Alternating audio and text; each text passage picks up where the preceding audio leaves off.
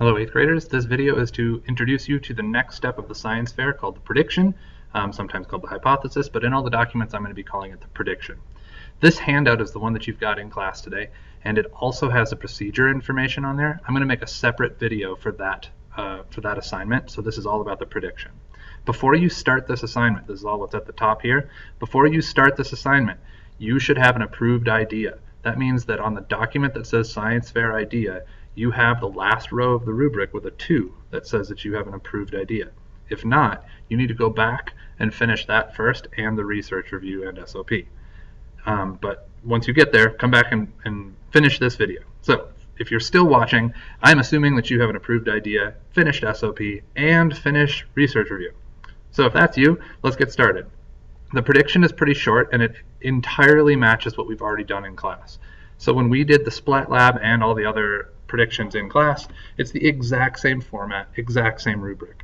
Make sure that you're going if, then, because, that your because statement is logical, and that's about it. That's all that needs to be in the prediction. So for the remainder of this video, I wanted to show you a couple of common mistakes. So at the very end of this document, after all of the procedure information and the exemplars, I have this little thing right at the end.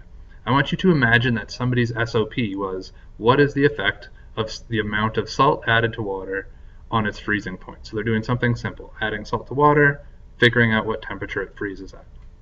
I've put down here a couple of really common mistakes that people make within their predictions.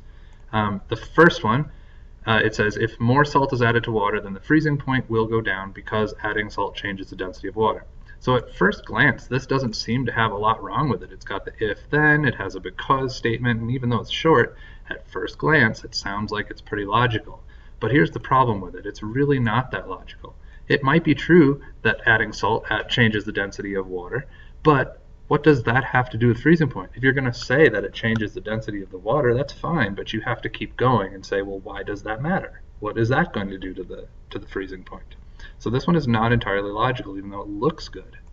The second one, second most common mistake, it reads like this: if different amounts of salt are added to water, then the freezing point will go up or down, because adding salt changes the density of water, which means that the molecules are packed in tightly and will affect how easily they form a solid. So this time they did a great job with the reasoning, the because part, but here's the problem on this one.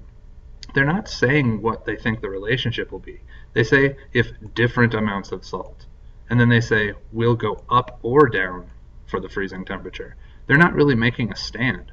They're not saying if more is added, then it will go down, or if less is added, then it will go down. They're not taking a stand. They're just like, well, if this changes, then this will change, and they're not saying how. So you have to make a choice, make a stand. The if-then statement is, or the relationship part of the if-then statement is not there. So I've put the best of the both predictions together. This is a high quality prediction for that topic. If more salt is added to the water, then the freezing point will go up, so they've taken a stand. Because the addition of salt to water will make the density of the water increase, and then they go on to say why that matters, which means that there will be more molecules packed into a small space and is more similar to a solid than a liquid. This is a high quality prediction. So for the remainder of the time, please go back to your assignment within Google Classroom and start working on your prediction. When you're ready to start on the procedure, please watch the